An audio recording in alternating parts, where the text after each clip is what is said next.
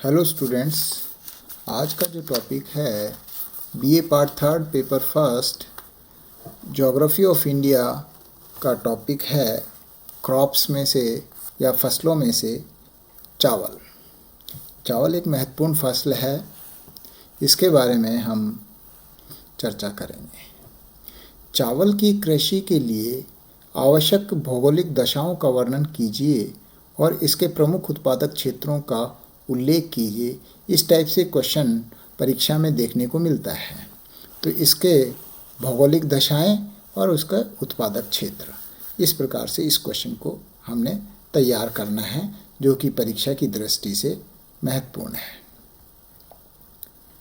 भारत में चावल एक महत्वपूर्ण खाद्यान्न फसल है। इसकी खेती यहाँ अति प्राचीन समय से होती आई है। हिंदुओं के धार्मिक संस्कारों के अवसर पर भी चावल का प्रयोग किया जाता है। इससे इसका प्राचीन काल से उपयोग की पुष्टि होती है। हम हवन में या अन्य धार्मिक रीति रिवाजों में चावल को बहुत महत्व देते हैं। यहीं से यह पौधा मिस्र, यूरोप और एशिया के देशों में प्रचलित हुआ। विश्व के उत्पादन का लगभग 21% चावल भारत से प्राप्त होता है, जबकि इसकी कृषि के अंतर्गत विश्व का 28% क्षेत्र है। भारत का विश्व में चावल उत्पादन में चीन के बाद दूसरा स्थान है।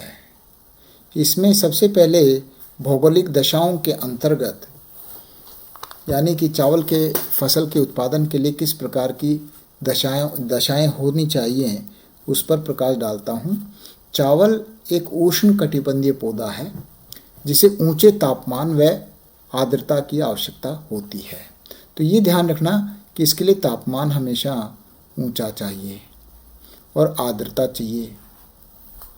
इसके लिए निम्नलिखित भौगोलिक परिस्थितियां विशेष लाभदायक होती हैं। सबसे पहले हम जलवायु के बारे में करेंगे। तो जलवायु में मुख्य रूप से तापमान और वर्षा आती है। तो सबसे पहले तापमान, यह उष्णकटिबंधीय पौधा है और इस वजह से इसके ऊंचे तापमान की इसमें आवश्यकता होती है। बोते समय 20 डिग्री तापमान तथा फसल के पकने के समय 27 डिग्री सेंटीग्रेड तापमान की आवश्यकता होती है। 19 डिग्री सेंटीग्रेड से कम तापमान पर यह पौधा नहीं होता। तो इसलिए 20 डिग्री से लेकर 27 डिग्री का तापमान इसके लिए आवश्यक है। स्वच्छ आकाश व चमकीली धूप इसके लिए विशेष लाभदायक होती है। दूसरा है वर्षा। चावल की खेती के लिए वर्षा का विशेष महत्व है। यही कारण है कि चावल की खेती अधिकांशतः नदियों की निम्न घाटियों, डेल्टाई प्रदेशों व समुद्र तटीय भागों में की जाती है। सामान्यतः इसकी खेती 75 सेंटीमीटर से और 200 सेंटीमीटर वर्षा वाले क्षेत्रों में की जाती है। तो ये जलवायु में आपने इसको देना है। कम वर्षा वाले क्षेत्रों में इसे सिंचाई द्वारा उगाया जाता है। इसके बाद में, जलवायु के बाद में जो महत्वपूर्ण है वह है मिट्टी। चावल के लिए उपजाऊ, चिकनी, कछारी अथवा भारी दोमट मिट्टी की आवश्यकता होती है, जिससे पौधे की जड़ें बंधी रहें और और पौधा खड़ा रह सके। इस प्रकार की मिट्टी बाढ़ प्रदेशों, नदी के डेल्टाई प्रदेशों तथा समुद्र तटीय मैदानों में पाई जाती है। चावल के लिए ऐसे समतल भूभागों की आवश्यकता होती है जहां कुछ समय तक जल ठहर सके। इसके लिए सामान्य ढाल वाले खेत विशेष उपयुक्त होते हैं। पहाड़ी भागों में सीढ़ी नुमा खेत बनाकर उनकी मेड़बंदी करके भी चावल उगाया जाता है। इसके बाद तीसरा पॉइंट है खाद या उर्वरक। चावल भूमि की उर्वरा शक्ति को कम कर देती है, अतः भूमि की उर्वरा शक्ति को बनाए रखने के लिए हरी खाद, अमोनिया सल्फेट व सुपर फॉस्फेट आदि खादों का प्रयोग आवश्यक होता है। इसके बाद में श्रम। चावल की खेती के लिए अधिक श्रमिकों की आवश्यकता पड़ती है, क्योंकि चावल को खेतों में छिटकने, मेड़ बांधने, उसकी रुपाई करने, फसल काटने आदि सभी कार्यों के लिए मानवीय श्रम की आवश्यकता होती है। इसलिए इसकी खेती सघन जनसंख्या वाले क्षेत्रों में अधिक की जाती है। तो ये तो इसका जलवायु भौगोलिक इसका डिस्ट्रीब्यूशन हो गया, जोग्राफिकल डिस्ट्रीब्यूशन, इसका conditions, geographical conditions favourable for rice cultivation. उसके बाद में चावल के प्रकार। धरातल की प्रकृति के अनुसार चावल दो प्रकार का होता है, एक तो पहाड़ी चावल और एक मैदानी चावल। पहाड़ी चावल है जो वो सीढ़ीदार खेत बनाकर उगाया जाता है, जबकि मैदानी चावल जो है मैदानी क्षेत्रों में उगाया जाता है। मौसम या ऋतुओं के आधार पर चावल की फसल को 3 वर्गों में रखा जा सकता है। सबसे पहले शीतकालीन या अगहनी चावल यानी कि अगेती चावल बोलते हैं। देश का 35% चावल इसी फसल के अंतर्गत उगाया जाता है। इसे जुलाई अगस्त से बोकर अक्टूबर से दिसंबर तक काटा जाता है और यह चावल की सबसे महत्वपूर्ण फसल है शीतकालीन। उसके बाद में शरदकालीन या कुंवारी चावल या ओस, ये नाम आपको याद रखने हैं। शीतकालीन या अमन या अगहनी चावल, और अब है शरदकालीन या कुंवारी चावल या ओस। देश में 10% चावल शरदकालीन चावल है। इस फसल के अंतर्गत चावल मई जून से बोकर सितंबर अक्टूबर में काटा जाता है। उसके बाद में ग्रीष्मकालीन चावल या बोरो। देश का लगभग 5% चावल इस अवधि में पैदा किया जाता है। यह नवंबर दिसंबर से बोकर और मार्च अप्रैल तक इसे काटा जाता है। अब इसके बोने की विधियाँ। चावल बोने की विधियाँ। भारत में चावल को 3 प्रकार से बोया जाता है। छिड़ककर, हल द्वारा बोकर या पौधों को दोबारा आरोपण करके। पहले उनको नर्सरी में तैयार करके फिर उसका आरोपण।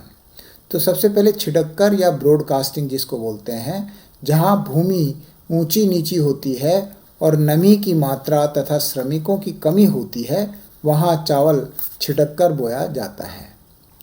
दूसरा है हल चलाकर या बाई प्लॉइंग। इस तरह की खेती दक्षिणी प्रायद्वीप के अधिकांश भागों में की जाती है। इसके अनुसार जुताई करते समय दाना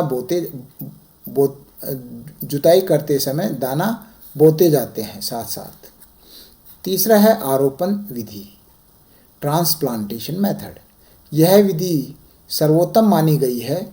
इसमें अधिक मानवीय श्रम व खाद की आवश्यकता पड़ती है। इसके अंतर्गत चावल को पहले क्यारियों में बोया जाता है। जब 4-5 सप्ताह में पौधे बड़े हो जाते हैं तो उन्हें उखाड़कर पहले से ठीक किए गए खेतों में एक एक कर कतारों में रोप दिया जाता है। साधारणतः पौधे 6 से 9 सेंटीमीटर की दूरी पर लगाए जाते हैं। इस विधि का प्रयोग मैदानी क्षेत्रों में किया जाता है। इससे सर्वाधिक उत्पादन प्राप्त होता है, लेकिन श्रम की आवश्यकता बहुत अधिक पड़ती है, क्योंकि पहले नर्सरी तैयार करना, फिर उसके बाद में एक एक पौधे को रोपना। भारत में जापानी विधि से चावल पैदा करने का पहला प्रयोग 1953 में आरंभ किया गया था। जापानी कृषि प्रणाली के अनुसार सर्वप्रथम बीज को भिगोकर नर्सरी में प्रति क्यारी 40 किलोग्राम कंपोस्ट खाद डालकर 1.3 मीटर चौड़ी क्यारियां बना ली जाती हैं तथा 28 से 30 दिन के बाद इस पौधे को एक एक करके 25 बाई 15 सेंटीमीटर की दूरी पर रोप दिया जाता है। रोपने के 15 से 20 दिन बाद इसकी फिर निराई की जाती है, जिससे पौधा स्वतंत्रता पूर्वक विकास कर सके, तभी रासायनिक खाद दिया जाता है। इस प्रणाली से भारत में चावल की जो 3 फसलें पैदा की जाती है, उनमें भी अधिक महत्व शीतकालीन फसल यानी कि ओस का ही है, क्योंकि इसी से 62% उत्पादन मिलता है। पतझड़ का या अमन फसल केवल 35%, ग्रीष्म की बोडो फसल का महत्व नगण्य या लगभग 3% है।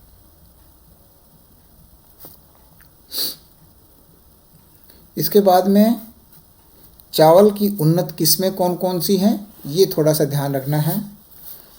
अब देश में अधिक उपज देने वाली किस्में आविष्कृत की गई हैं, जैसे ताइचुंग नेटिव,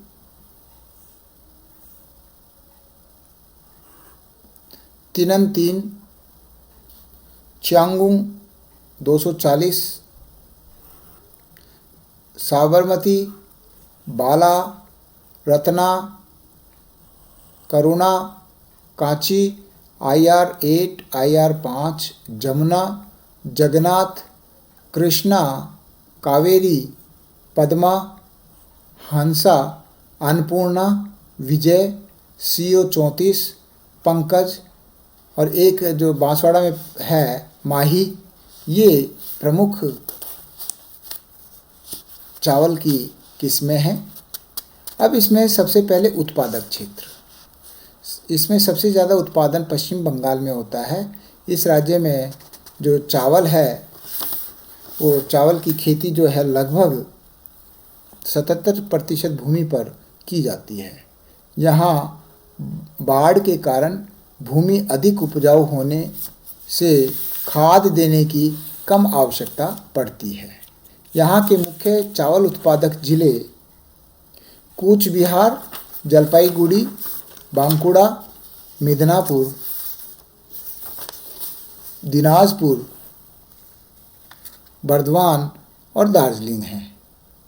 तो इसके बाद में असम है। असम में ब्रह्मपुत्र और सुरमा नदी की घाटियाँ तथा पहाड़ी ढालों पर चावल की खेती की जाती है। इसमें जो मुख्य क्षेत्र हैं गोलपाड़ा, नवगांव, कामरूप, धरांग, शिवसागर, लखीमपुर आदि प्रमुख जिले हैं। इसके बाद बिहार, यहाँ प्रमुख रूप से गया, मुंगेर, मुजफ्फरपुर, भागलपुर और आदि जिले मुख्य हैं। यहाँ मानसूनी वर्षा की अनिश्चितता के कारण सिंचाई का सहारा लेना पड़ता है। उत्तर प्रदेश, यहाँ धान के 2 प्रमुख क्षेत्र हैं, एक हिमालय का तराई क्षेत्र और दूसरा लघु एवं मध्यवर्ती हिमालय की सीमाओं पर पहाड़ी ढालों पर। इसमें मुख्य जिले जो हैं ये उत्तर प्रदेश के अंदर उत्तर प्रदेश और उत्तराखंड दोनों को ले लिया है, जिसमें देहरादून, पीलीभीत, सहारनपुर, देवरिया, गोंडा, बहराइच। इसमें उत्तर प्रदेश प्लस उत्तराखंड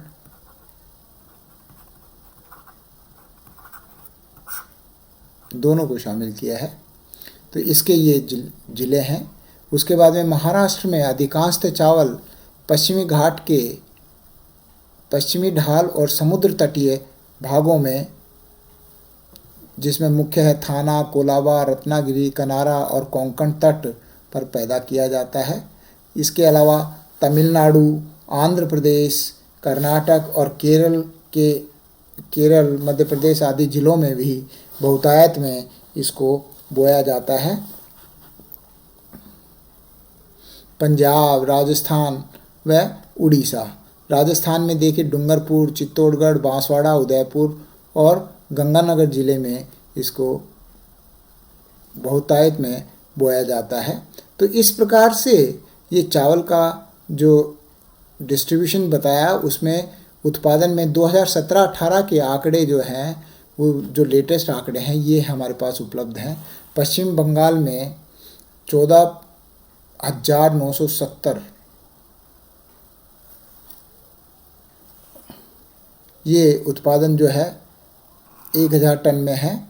तो ये इस प्रकार से इनका उत्पादन ये सबसे ज़्यादा पश्चिम बंगाल, पंजाब, उत्तर प्रदेश, आंध्र प्रदेश, और इनका कुल शेयर में, कुल क्रॉप शेयर में इतना है। ये जो आंकड़े हैं ये नेशनल हॉर्टिकल्चर बोर्ड NHB से लिए गए हैं। तो आप इनमें इनको लिखना है और इसके साथ में मैप भी बनाना है। जो मैप है वो चावल के उत्पादन का जो भारत के संदर्भ में पूरा मैप बनेगा भारत का, और उसमें आपने प्रदर्शित करना है।